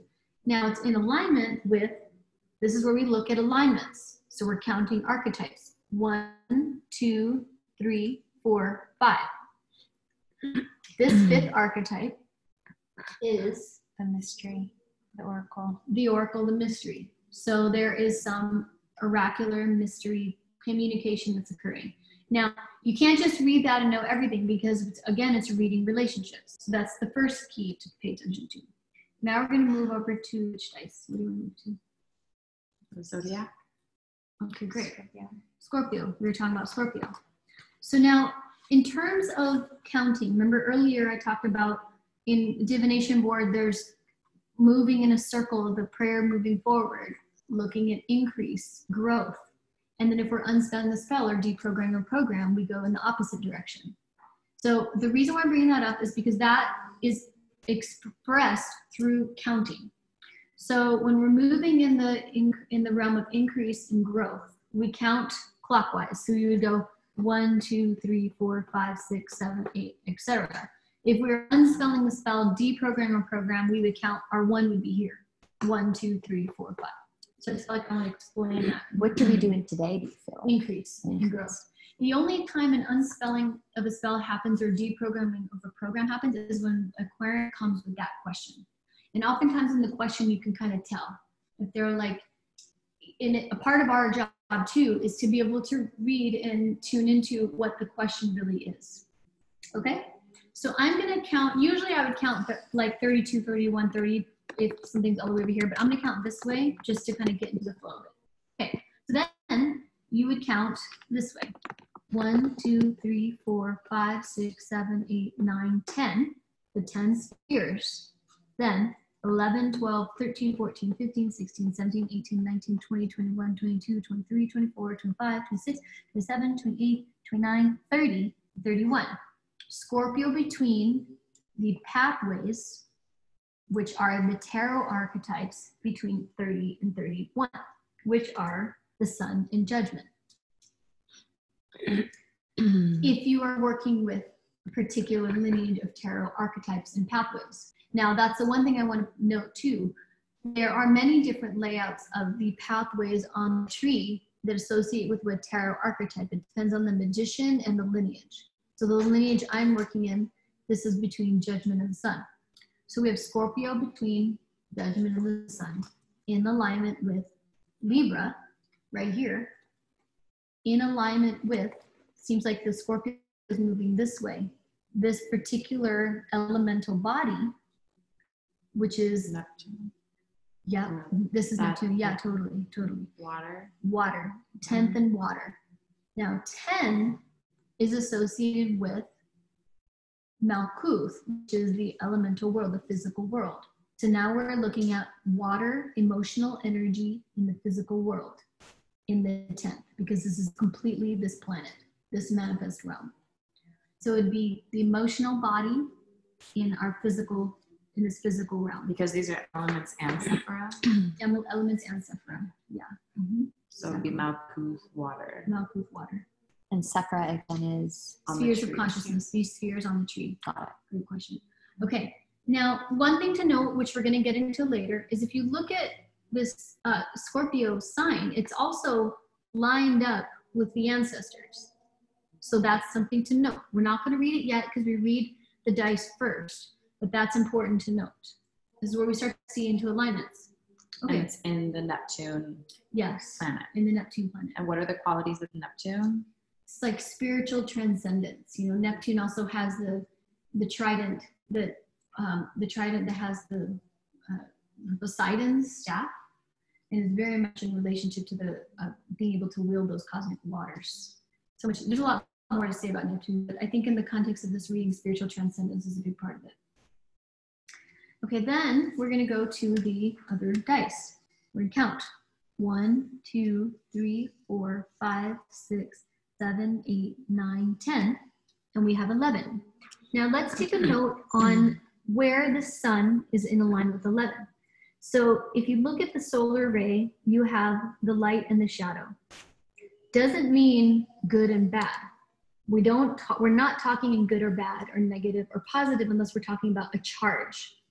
This is in the context of light and dark. So maybe it's related to night time, or maybe it's related to unseen energy, or maybe it's related to the reflection of what's being illuminated. In the Egyptian cosmology, which I talked a little bit about yesterday, your shadow is your kaibit. It's like your buddy, it's your partner. Like some say you come in as twins. You have your physical and your shadow. There's two. And then the other thing that's worth noting with this sun, this is the symbol of the sun, it's on the threshold. And this is where we start to learn about thresholds. Remember, these two planetary realms we spoke of earlier were Uranus and Neptune. So the sun is on the threshold of Uranus and Neptune, mostly in the shadow of the, was this 11? The Fool, of the Fool. So this is the first tarot archetype on the tree, moving into the Magician. So it's the Fool archetype moving into the Magician, the sun, which is what's being illuminated. What are we bringing forward into the light, combined with alignment with the earthly body, because this is the physical realm, the triangle pointing down with the cross. 1, 2, 3, 4, 5, 6, 7, and 8, between 7 and 8 on the tree. So this is where we look back at the tree. And we learn the count of the tree, which will be in Kabbalah class later. 1, 2, 3, 4, 5, 6, 7, between 7 and 8. Netzach and Hod. Netzach and Hod. It's between Venus and Mercury. It's between the emotional realm and the intellect, the mind. And it's between two, like the natural intelligence, natural cycles intelligence, and the sacred sciences, the occult sciences. Okay? And I know this is a lot of information. It's all good. They're like, you know, we keep going, we keep learning. The next dice we're going to look at is we're going to look at Southwest. Now, something that's worth noting is Southwest is pointing towards the sun, right? And it's particularly Southwest. Now, that could mean Southwest from where you are in whatever part of the world, or it could mean Southwest in terms of directional time. So South is oftentimes related to, in North America, summer solstice. Southwest would mean the cross quarter between summer solstice and fall. That would be different for Australia. That's So where that could be like a timing. a timeline. That could be a time frame. Now it's on the planetary realm of the moon, lunar. The moon is often associated with intuition, astral realms. I mean, you know, lunar energy, like that sort of ability to see into the deeper, the darkness, the darker realms, or the veils, where the veils are very thin. And also too, the moon influences tides, right? So it's influencing our energy and motion, the emotions. So this might indicate, in the context of the spring equinox, with your ritual, what's going on in the moon right now. You know, like that might be a part of it, because that might be information of what kind of ritual or ceremony you want to do. And so what we're doing right now is this reading is going to influence the kind of rite we do tonight. So this is, again, everything is food and nourishment for the next day. Okay, pointing towards the sun. In alignment, well, kind of. I think it's more southwest pointing to the sun. Okay, cool.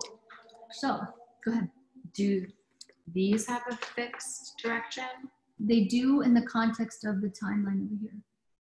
If In the context to the, oh, right, because this would be, what did we say? This is spring, right? This for North America, yeah. For North America, okay, depending on where you are. Where you are in the and where the astrology is, whether it's a season. 4:45. Okay. Okay, cool. That's all you get for now. 4:30, 4:45, we're 15 minutes over. So what we're gonna do is, for those that wanna stay, we're gonna finish up this reading. We'll at least talk through the things, and then we will decipher it for tonight's ritual. For those that can't stay, thank you so much for coming. I recognize that, you know, do I look here? I recognize that this divination information is a lot. Again, that's why we do this weekly. And we will start going through the different parts of the cosmological map one at a time. The Oracle Arts Apprenticeship is really where we actually go into this, and people will be able to walk away learning how to read. And then when we do the online course, we'll be going more into divination again. So if you feel to keep coming, please keep coming. And also, if you're interested in getting an online reading, I'm going to be offering readings at a very, very major discount, between 40 and 80. Usually they're 200 to 250. So for those that are really interested and want a reading, I'm giving it that deal. And I'm also open to a trade that's actually useful for me too. So I want to make sure that for those that need it, it's there for you. And then we are going to be continuing these classes next week. And again, I'm just saying this so that we can close, and then we're going to go into finishing the reading. But for tonight, we're going to see what Roxy divined ritually. And then tonight at 8:30, we're going to set up the ritual in relationship to what the board is saying. And then we're going to do a divination for the ritual tonight, in relationship to how we set it up for what the board's saying. Are we going to keep that open for people that want to join? Yeah, anyone that wants to join, it's free. It's not going to be like so much like teaching through the process. We're going to be doing it. It's in practice, and so you're welcome to tap into the same Zoom link. Same link. Yeah, you can tap into the same Zoom link. It's free. It's at 8:30 p.m. tonight. Pacific time. Pacific Standard Time. Thank you. That will not be recorded. This class will be recorded, and all of the classes this week will be gifted on the mailing list through livingvillageculture.com. You can sign up there, and then you'll receive all these recordings. Ritual is never recorded, so that's not going to be recorded. That's a live ritual. And then next week, same time every week, Tuesday, Art of Ritual, Wednesday, Egyptian Cosmology, Thursday, Divination. And then soon we're going to be launching an online course that's going to be very introductory to all of this. And then for those who are doing the Oracle apprenticeship, it's going to be a lot deeper. And yeah, so that's that. Thank you for coming. For those that have to go. Here's some cedar for anybody that has to go.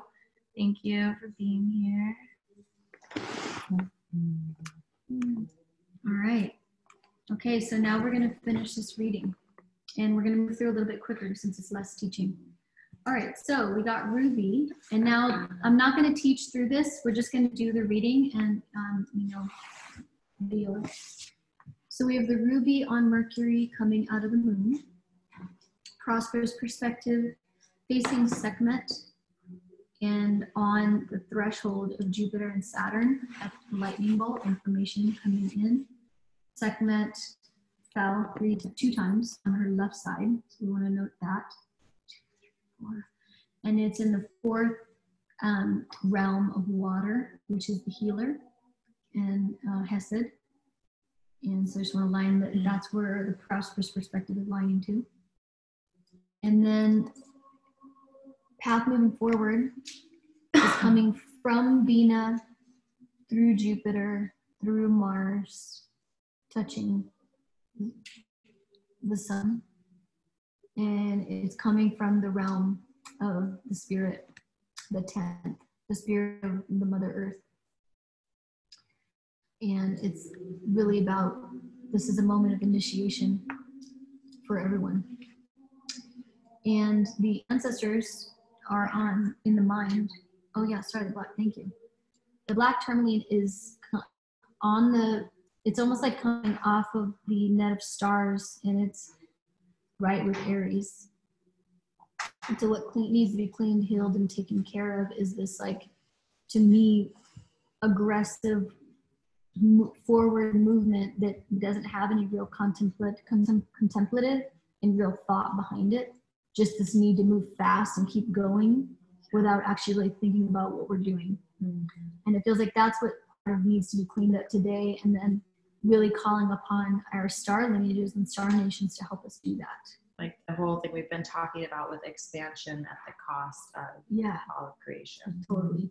And this like forward movement that is like fast and doesn't really think about the implications of the actions that are being set forth in motion is what needs to be cleaned up. Yeah.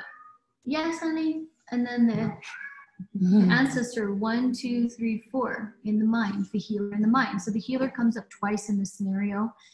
We need to spend some time healing and tending to how we perceive what's going on in the world right now and in our minds, and really how so much of what's in the world was created by our human minds, and how we can uncreate that. We can unwind what we've created by our minds. So our ancestors are facing the southwest. I feel like this is very much related to the actual southwest from North America, and that we need to pay attention to the medicine of the southwest, particularly like the Four Corners, Arizona, Utah, Colorado, New Mexico. And that there's actually something we need to pay attention to in that realm of the literal southwest. Yeah, and also to sounds like the Four Corners, or Mass of the Four Corners. The Four Corners. And I feel also like the southwest, the most southwest of the US is like Los Angeles, San Diego. Okay. Right? And that's a major hub where there's a lot of energy being cultivated right now, and a lot of like scarcity mentality and people like buying a lot and lack and just intense energy. So maybe making some offerings of like the medicine of the Four Corners to the intense, very it has like such an influential place in the world. And we were just listening to some of the numerology and astrology of like Hollywood and that whole scene, and being able to kind of temper that because it's so all-consuming. Okay, that's great. So the Southwest Four Corners, and I'm going to put Hollywood. That's great. That also is that's very good. The key is connected to the path moving forward. So the path moving forward in relation to the spirit, this is like, it feels like a voice from the Mother Earth, is it's coming from Saturn. So this is a moment of like severe like limitation and boundary and like containers. Like we're being forced in a very severe way to quarantine, really, so that we can actually expand in a real way with understanding the relationship and we're understanding her, because the whole thing started with the Holy Mother at the beginning. Understanding Earth as mother. Earth as mother. We are the body of the earth. And then it's also, you know, in this expansion coming from that intense structure and quarantine energy of expanding, realizing we are the body of the earth, and she's talking to us, the spirit of her is communing through us, that we need to stand up for her, become warriors for her, protect her. And that is what's being illuminated in the sun right now as the path moving forward, is to actually be protectors of the earth, not like act like we are and say that we are, but actually do it and embody it. Like it's actually what we do, not the cool thing to talk about. It's also feels like the key is to today in ritual is to like make our prayer for her, to her, make offerings to her, because we had, was like sun in the Fool, right? Okay, let me speak about a couple more things and I'm going to start reading it in a variety of ways. We spoke about Sekhmet. Lilith is on the warrior, of course, and she's facing the crystal ball. And I mean, that feels very clear. Wait, did we talked about Sekhmet? Yeah, we did, but we talked about it again. Okay. Lilith is on the warrior. She's facing the crystal ball. She's like, you know, very clearly saying what we need to do with that. And we'll talk about in context of everything else. And then Sekhmet, again, is on the threshold of Jupiter and Saturn in lightning, the information coming in. Jupiter and Saturn, today is Jupiter. So this is an important moment and day to consider. And she's facing Scorpio, which was between judgment and the sun, and all this, what needs to be, what's coming forward in the subconscious around judgment and the sun, which is oftentimes related to like ego, what needs to be illuminated, and the judgments that we place on ourselves or on others, or the judgments that we have felt keep us down and almost like we can't move or we can't function, because it's in alignment with Libra, which is so much about justice and balance and adaptability. So those are some of the keynotes. Now let's just start like reading it. So it feels like there's like information like coming from the Holy Mother, which is Lilith and all of the mothers. And so the first thing it feels like we want to do in ritual is build the altar to the Holy Mother. And the Holy Mother in a variety of contexts. The Holy Mother that birthed our species, the Mother Earth, that which we are blessed to be upon and living in relationship to, living with as her, body of her. And then also the primordial waters. It feels like that's a big part of the altar tonight, because it's in alignment with the water and it's in alignment with Ma'at. So it feels like it's also an altar for Ma'at. We need to bring in Ma'at for the spring equinox ritual tonight. And then it feels like too, that Holy Mother energy is coming in between Leo and Cancer. So it's like about who we are, how we identify our role in society, what we're doing, and how we tend to and care for our community. And that the Holy Mother is, how this ritual tonight is about our own role and purpose in the wheel of the whole community, like as within. So that 1, 2, 3, 4, 5. Yeah, 5. Yeah, the mystery. So that's part of that too.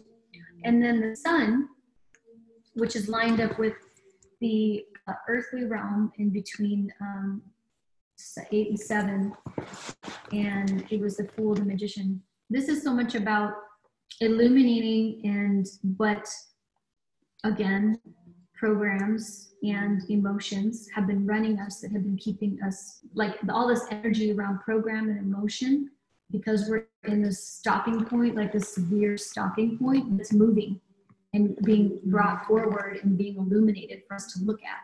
Because this time is very much about realizing that we are fools, like we are in a way starting over. And that's a big part of what this time is about, why this severe quarantine is happening, to help us look at our value systems. This is why the Ma'at keeps coming up, our value systems and what we need to care for and tend to. It's a reassessment of our value systems, what we value.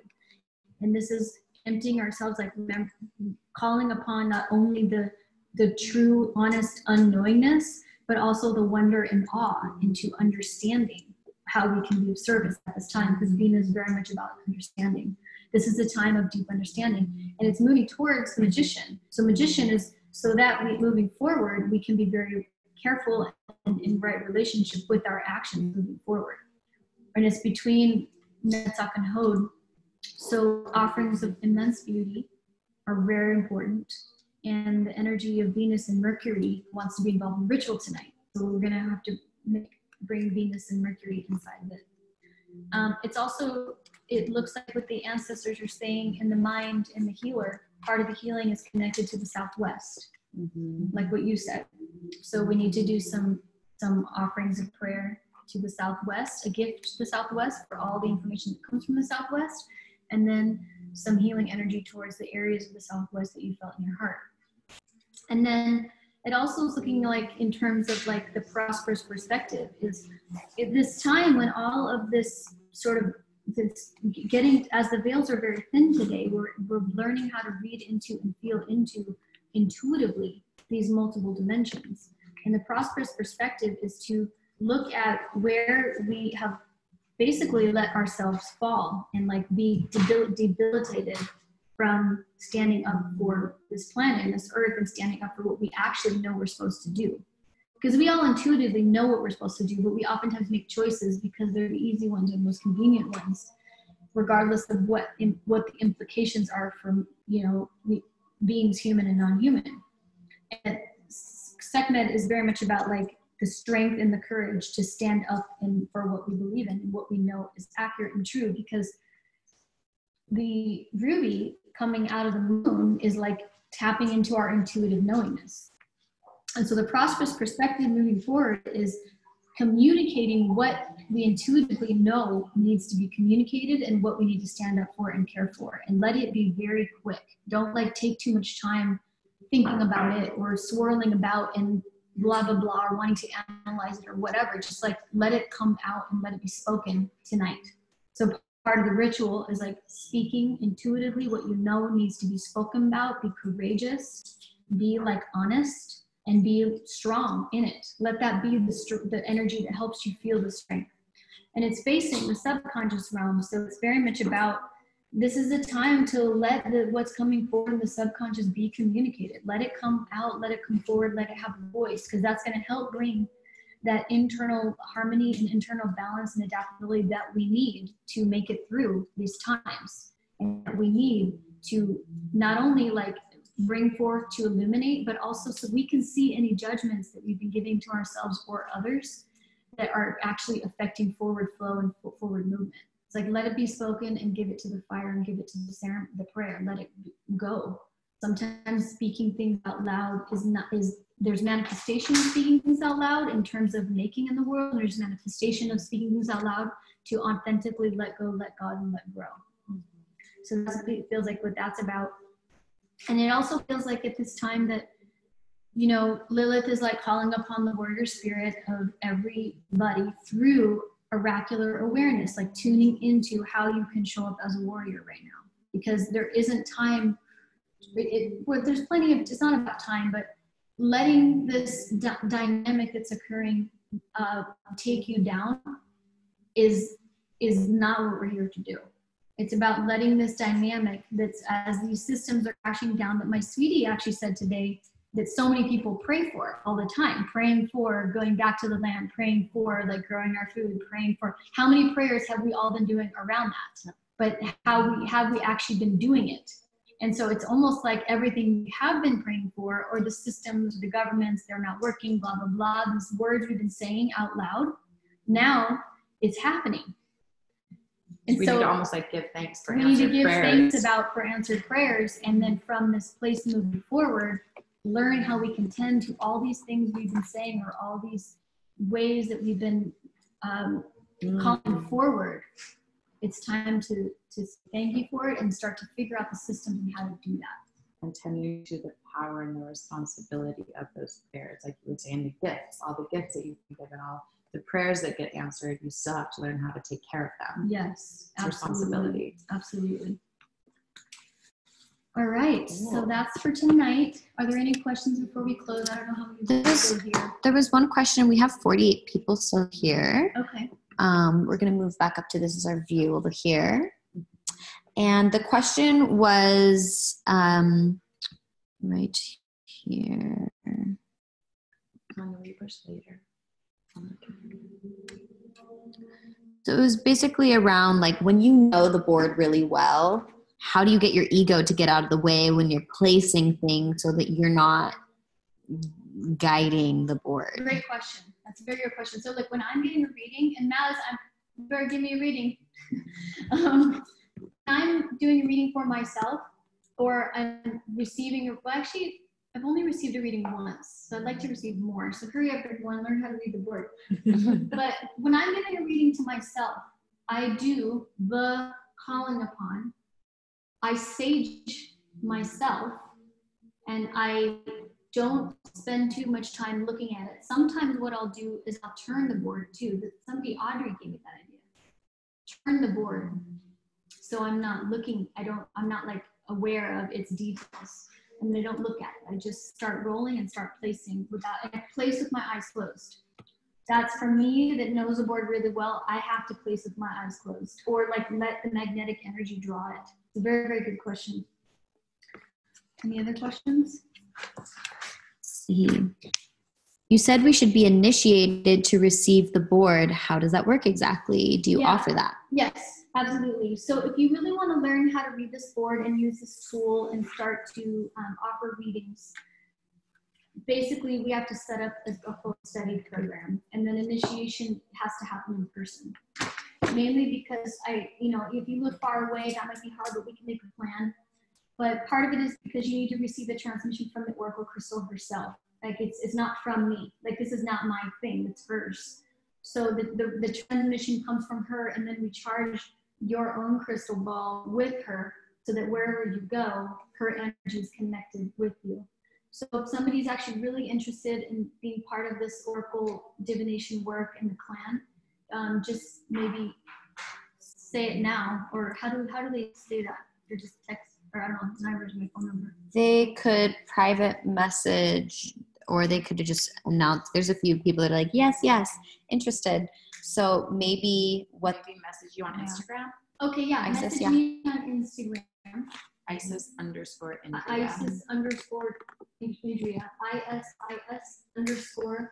ISIS_INDRIYA. Just message me on Instagram, and then we'll make a plan. Any other questions?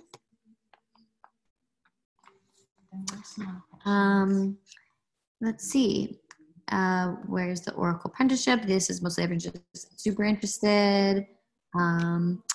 Is that part of the OAO, which is, I think, the apprenticeship, right? Yeah, so there's the Academy of Oracle Arts, which is the school that we just launching, literally. It's amazing. That's been 20 years in the making.